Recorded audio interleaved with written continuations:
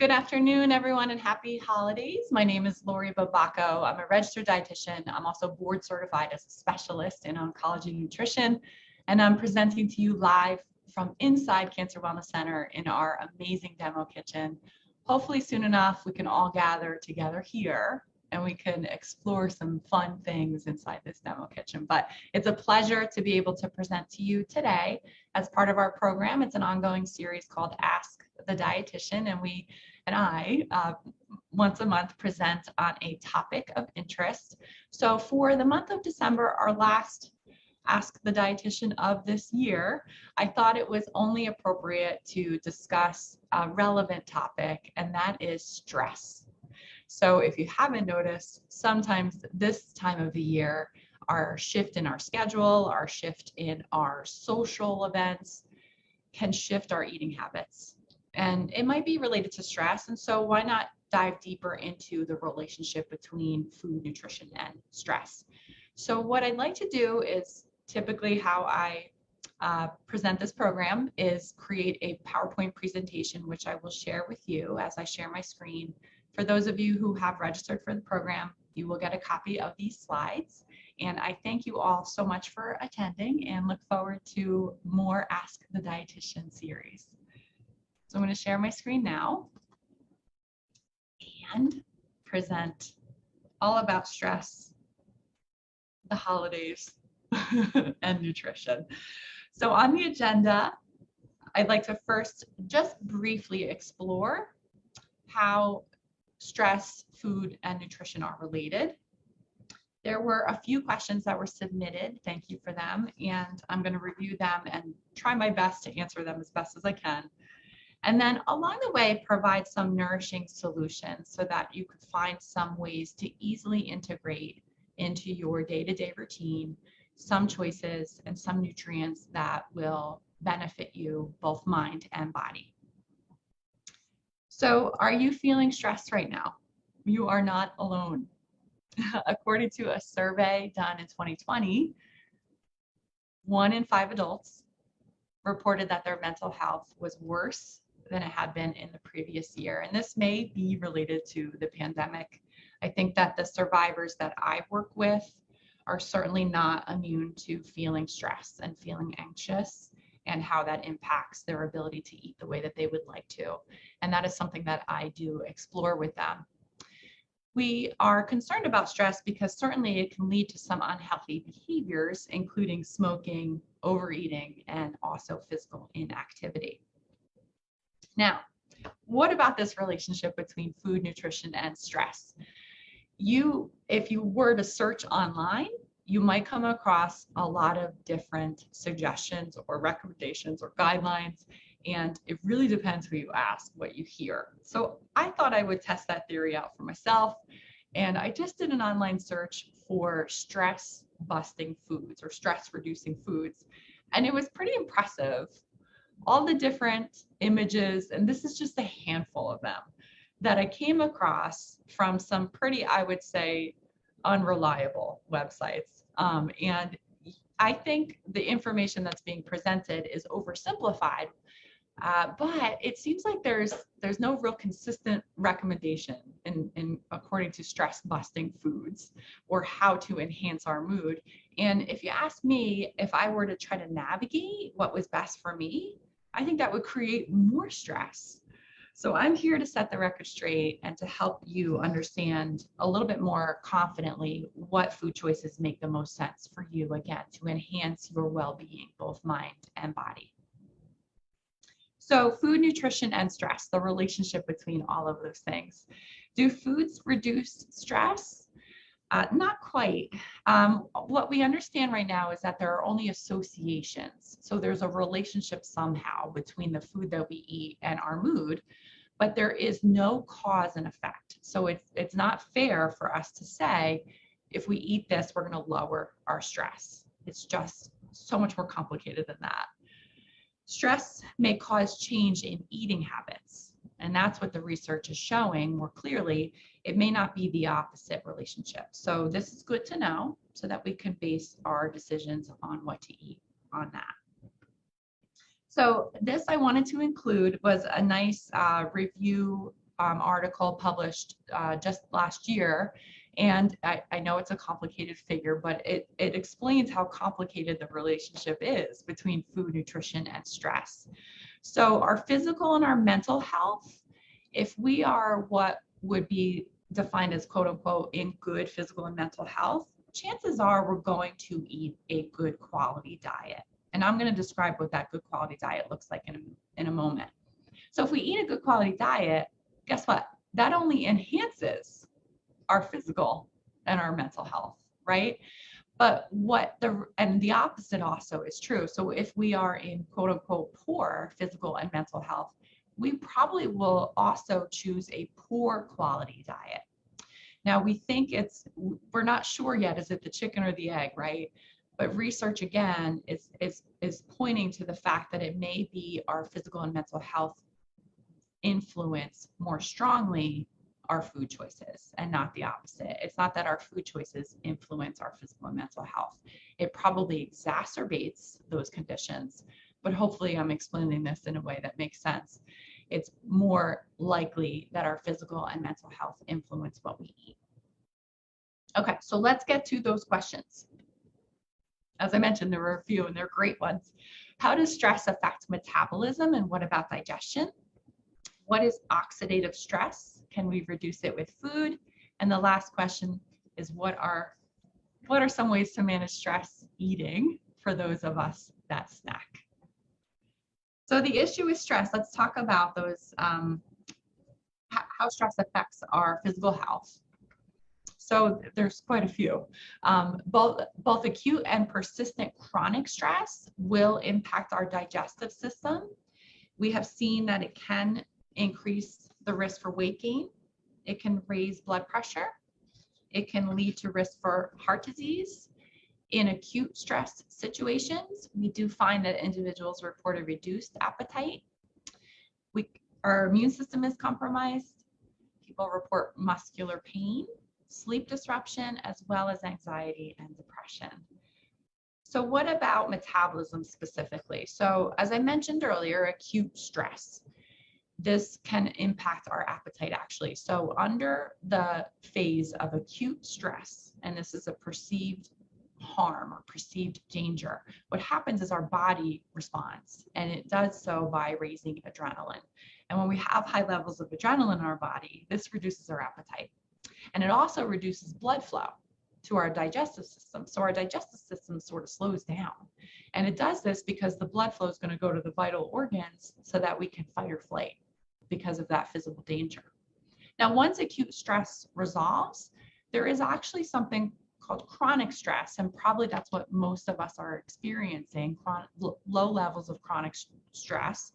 What we find is that can increase cortisol, and maybe you've heard of cortisol. When we have high levels of cortisol in our body, this can raise appetite, and especially our appetite for comfort foods, and I'm going to explain a little more about that too. Insulin and high levels of cortisol will enhance fat accumulation. And if we have more fat in our body, this will lower metabolism. And this is why no matter what we weigh, we often want to have more muscle in our body because it favorably influences metabolism. So I found this research study. There were about 80 patients, and half of them were breast cancer survivors. And here's what they found. They found that the women that reported they had a daily stressor the day before, they gave them food and they measured their metabolism. And what they found is that the women who reported daily stressors, they burned fewer calories. Isn't that amazing? So this translated to a difference of a little over 100 calories. And the author suggested that this on a daily basis could lead to an average of 11 pounds of weight gain per year. I think that's remarkable and significant. So that's a study published just a few years ago, but more and more information is accumulating about the effect of stress on metabolism and weight.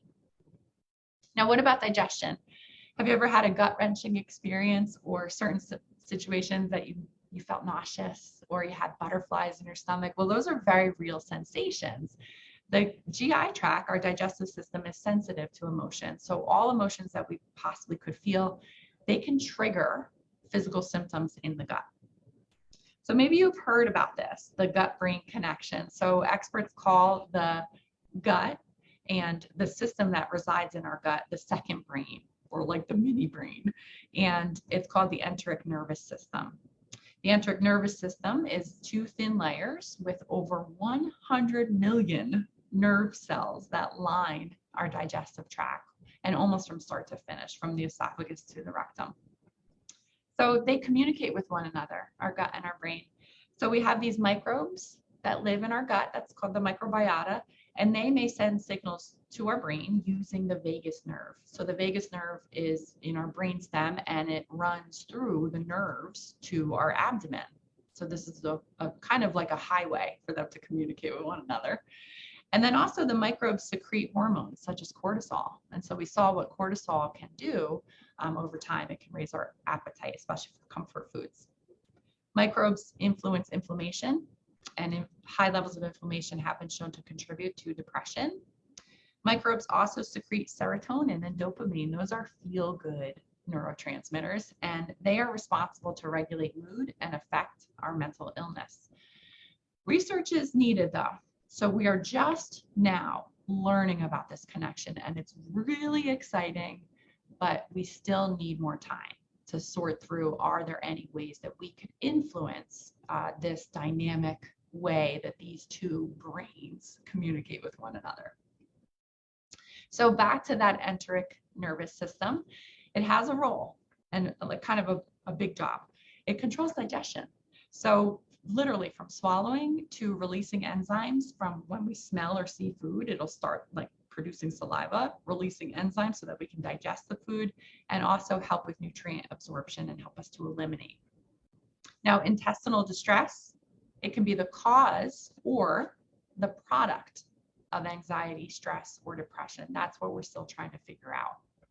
And this is why, if you are familiar with this, I certainly am. Gastroenterologists sometimes prescribe antidepressants, and you wonder why. This is helpful to treat conditions such as IBS, because the very prescriptions that otherwise would help with depression also calm the nerves that are in our gut. And now it sort of starts to make sense, right? And we see it really is effective with managing symptoms of IBS. Now, you heard me talk a little bit about microbes. So maybe now you're starting to ask, what about probiotics, right? Because we know if we take probiotics, maybe they influence the microbiota in our gut. So maybe we could take probiotics and that would influence our mood or our gut health. Well, we're not sure yet, okay? So probiotics are indeed supplements, and remember that supplements lack regulation, so we never really know what we're getting in that bottle. There's inconsistent products in terms of strains and dose and their viability.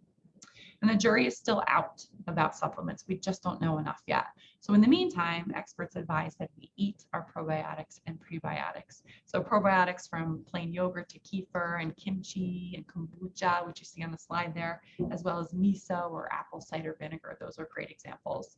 And then prebiotics are the fuel for probiotics, and they are found in special fibers in certain foods, such as our allium family, like leeks, onion, and garlic, but also we find it in artichokes, cabbage, and oats. Let's move on to that next question, or second set of questions. What is oxidative stress, and can we reduce it with food? I was so impressed with this question. Oxidative stress, that's pretty big language there. So I'm going to do my best to explain it in the time that I have to explain this. This could potentially be like a whole nother Ask the Dietitian class. All right, so oxidative stress. Normally, normal processes in our body, what happens is we're breathing, we're metabolizing drugs and food and whatever else is happening in the body, metabolism essentially, it creates free radicals. And this is normal. This is okay. It's not harmful for us because we have a way to react to it. We have a natural antioxidant system. And when there's free radicals floating around, the natural antioxidant system kicks in. And so it's going to minimize the impact of those free radicals. But sometimes there's an imbalance, and sometimes it becomes overwhelmed, and there's too many free radicals for it to manage. So free radicals can then accumulate. Now, why are free radicals such a problem? I'm going to explain that in just the next slide. But I really like this image, and I'm assuming it's Spanish from the language you see on the slide. But the happy guy on the left, he's a normal cell. He's got his electrons there. You see the two blue circles. He's happy. This is the way he's meant to function. But when we have free radicals in our body, they've lost an electron. And so what they do, these little guys, they go around and they're radical. They like create havoc, okay? So they will steal electrons from normal, stable cells. This is not good for us because what happens is that damages those healthy cells over time, especially DNA. And I'm going to explain that in a moment. But fortunately, we have these antioxidants. So we have antioxidants in our system already. They're natural. And then we also can eat antioxidants. And they're very generous. So they have extra electrons to donate. And they donate them to the free radicals and say, hey, calm down. I don't want you disturbing my other friend over here. So we want lots of antioxidants in our system if we can help it. Now, maybe you're asking what causes free radicals? What is, what's the culprit of extra free radicals in our lifestyle? Well, there's a couple things. So it could be environmental sources, from cigarette smoke to UV radiation and several other things, but also to our lifestyle. So this is something we do have some control over. We find that excessive free radicals stems from alcohol consumption, excessive exercise. So we're talking about a very high amount of exercise, but also to diet. So the SAD diet, or the standard American diet, has been shown to increase levels of oxidative stress. So oxidative stress. When we have all these extra free radicals floating around, they damage our healthy cells. So this, over a long period of time, can lead to many chronic diseases, and that includes cancer, cardiovascular disease, diabetes, as well as neurodegenerative diseases. Now, what happens with oxidative stress is that our immune system responds as well because it's not happy with what's going on. So we have this chronic response also from our immune system. And this leads to inflammation that never subsides. It's like you turn the light switch on and it never gets turned off. So it's chronically on. And this, as it turns out, is not beneficial for our health either. Chronic inflammation can damage cells and our cardiovascular system as well, and this can lead to chronic diseases. So back to our friendly antioxidant guy over here. So as I shared, they generously give electrons and they stabilize those free radicals. So we want them in our diet as much as we can. They help repair damaged DNA that would otherwise lead to the development of chronic diseases, including cancers, right? Hopefully that makes sense. But they also maintain the health and the integrity of our cells that are viable and can help us be as healthy as possible. So where do we find antioxidants in food? I'm going to list the top sources in a moment. But I also came across this information recently that antioxidants are not interchangeable. So every single antioxidant that we could possibly eat, they have their own unique properties and behaviors. So we want to acknowledge that and try to consume each of them regularly.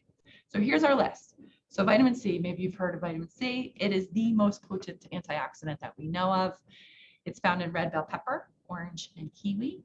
Vitamin E is next on the list, and it's found in wheat germ, oil, sunflower seeds, and almonds. And then beta carotene, that's a phytochemical, and it's found in our red, orange, and also dark green fruit and vegetables, so such as sweet potatoes, spinach, and carrots. And then selenium is found in Brazil nuts. It's our single best source in the diet. There's a lot of selenium in Brazil nuts. And then also in fish like tuna and halibut. So as a dietitian, I often advise food first, supplements second. So just like the probiotics, right? We want to eat our probiotics. We don't want to rely on a supplement if we can help it. And this is for good reason. So research suggests that antioxidants are best consumed through food.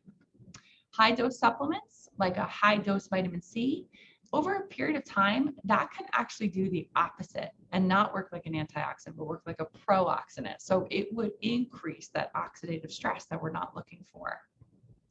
And food provides the whole package. So here's a really good example of that.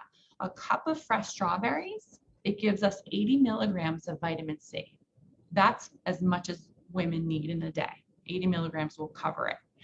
But it also comes with more. in this great package. So we also get polyphenols, proanthocyanins, and flavonoids inside the strawberries. If you took a vitamin C supplement, you're not going to get those. So this is why food first is often recommended. So what's so great about polyphenols, since I mentioned them? Well, guess what? They are also antioxidants, and they are naturally occurring compounds found in plant foods. And here's the top list of polyphenols in our diet. We find quercetin is a class of polyphenols, and that's found in apples, onions, as well as red wine. Catechins are found in tea, cocoa, and berries. Resveratrol, you may have heard of, in red and white grapes, as well as peanuts and berries. And then coumac acid is in spices and berries. And coumac acid is in like every spice known, like ginger, cinnamon, it's in mint. So great choices this time of year to add more nutrition to your diet by including those spices for sure. And then also anthocyanins, we find them highest in strawberries and blueberries. And here's the bottom line about oxidative stress and nutrition. Antioxidants will not automatically fix the problem. Keep that in mind, right? We're always exposed to substances that may increase free radicals, right? But we want to try to aim for food first. That's what the evidence suggests, that if we don't rely on supplements, if we eat a whole food plant-based diet, that's going to saturate our body with these naturally occurring antioxidants, and that also are in a nutrient-dense package. So they're going to benefit our health in more ways than one. Okay, and our last question, this happened to be my favorite one. What are some ways to manage stress eating for those of us that snack?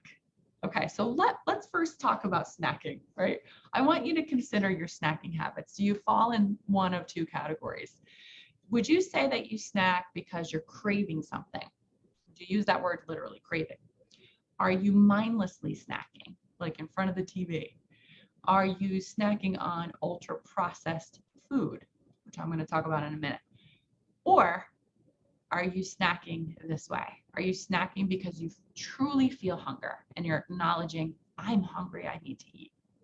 Are you mindful when you snack? So you're really tuned into food, tuning out the rest of anything that might distract us. Are you planning snacks, right? Maybe you're going to an appointment and you know you won't be back for hours. So should you pack a nutrient-dense snack? And again, the comparison between an ultra-processed food or a nutrient-dense choice, you can see that snacking certainly can play a great role in maintaining a healthful diet, and it's advised for most of us. So we don't want to necessarily perceive snacking as being bad. So how does stress impact our nutrition? I want to cover this quickly before I answer the question. Now, when we are stressed, and especially in acute stress, there's a greater demand for oxygen, a greater demand for energy or calories, and also nutrients. What happens is we also have cravings for ultra-processed food. This is what the science says. So when we're stressed, we want comfort food, and that's that highly processed stuff. And what can happen is this highly processed stuff, it lacks nutrients. So when we are stressed, we probably would benefit from all those antioxidants, all those polyphenols that I've mentioned, but yet we don't crave them. It's not what we want to have. So we want to acknowledge that this is a very, very much a biological drive, because we feel good when we eat ultra-processed food. We feel good when we're comforted by the substances that comfort foods create in our body, like dopamine. So it's important to point that out. Also, high levels of stress may impact motivation, right, to prepare a nutritious meal. It certainly could disrupt sleep. And if we're not sleeping well, guess what? Our appetite goes up because we are low on energy, and food is energy. So we find that when we have poor quality sleep, we tend to have a greater appetite, and again, a greater craving for those highly processed foods. So here's the picture of some examples of highly processed foods. I always describe them as being edible, but not really nutrition. So they're often manufactured. They're so far removed from the original source that they lack a lot of nutrients. So what are some solutions to combat stress? I would just ask you this time of year, this is why I wanted to talk about this for the month of December, is this the time of year where you say, oh, I'm just gonna not worry about eating healthy because there's so many opportunities to eat high sugar, high fat, high salt choices and an excessive amount of them. I'm just gonna give up right now. Or also too, is as it relates to snacking, is food a coping mechanism for you to soothe or to comfort? And if we're stressed, you might have learned that. Either you learned it from childhood or you conditioned yourself that way over a lifetime, that when you feel a certain way, you might turn to food in order to cope with that feeling. So what I want to suggest, and I really like this image here, is that instead of really placing a lot of judgment on your desire for something sweet or something high sugar, high fat, high salt, we want to work with that instead, right? We don't want to really resist it. We want to acknowledge, do I really want this? And maybe if you can intentionally give yourself permission, indulge. And when you do, when you decide whatever your favorite holiday treat is, be intentional and be mindful about it, because then you get to savor the experience and you won't regret it. And you won't feel guilty or ashamed afterwards. And that's a nice way to eat. That's a nice way to interact with food. I don't want the opposite for you, where you feel guilty or ashamed because you ate something and you feel bad about it. That's just not the purpose of food in our life. It's meant to be enjoyed. It's a source of pleasure, and it's also a source of nutrition. So here's some solutions to combat what might be potentially stress-related snacking. I would consider and encourage another tool in your stress coping toolbox, so to speak, right? So if you're someone who turns to food, and historically that's what you've always done, you kind of conditioned yourself that way, you can uncondition that. You could find other things like practicing mindfulness through meditation, or walking in nature, or dancing, or laughing, or petting your pet. All of this will raise dopamine as well as serotonin, and it has the same impact that food might have. And you'll find that you can manage your stress in a way that you agree is best for you. We know that mindfulness alone lowers stress, emotional exhaustion, depression, anxiety. So imagine coupling the way that you eat with mindfulness. That sounds great. That sounds like a super tool for addressing stress-related snacking. We certainly want to be hydrated.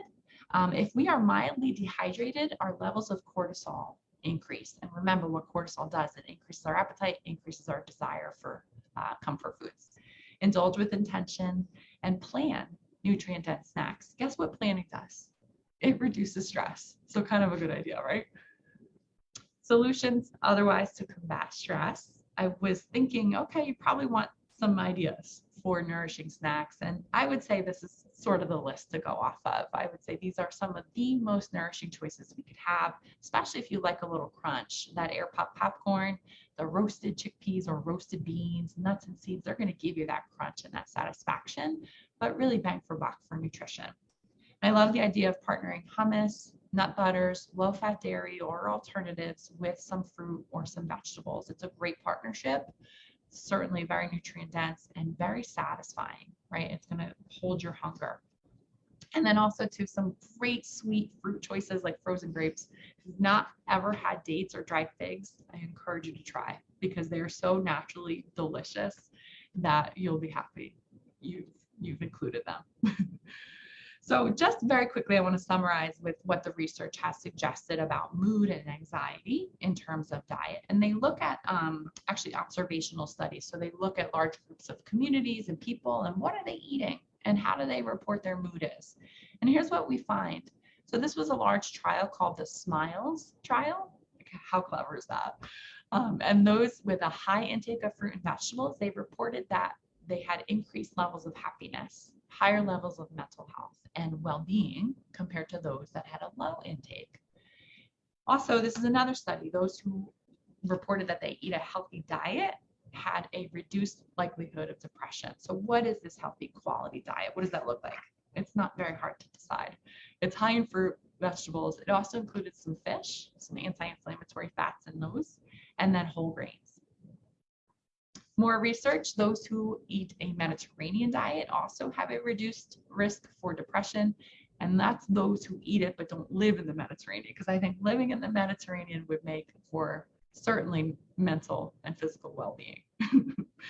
And then also diets high in polyphenols, as I described earlier, and polyunsaturated fats have favorable effects on mental health, cognitive performance, mood, stress reactivity, and neuroinflammation. So polyunsaturated fats are fish. Those are the omega-3 fats, like salmon is a great example. And then also too, nuts and seeds are high in polyunsaturated fats. So I always try to include a recipe, and those of you that have registered, I'm going to share with you a great recipe that I think is an homage to the Mediterranean diet. And it's a great choice this time of year that incorporates some great oxidative stress busters, if we're going to use that word, right? So vegetable barley soup, I see even in that bowl there, I see some green onions, and so we know that's the prebiotics, right? And the barley certainly has prebiotics in it. I see beta carotene, I see vitamin C, and we're sort of creating this. There's spices in there, right? So we got some polyphenols. We're hydrating. It's like checking off every single need on our list for this time of year. So I'm going to stop my share now. I thank you all again for watching, and I hope you have a wonderful holiday season.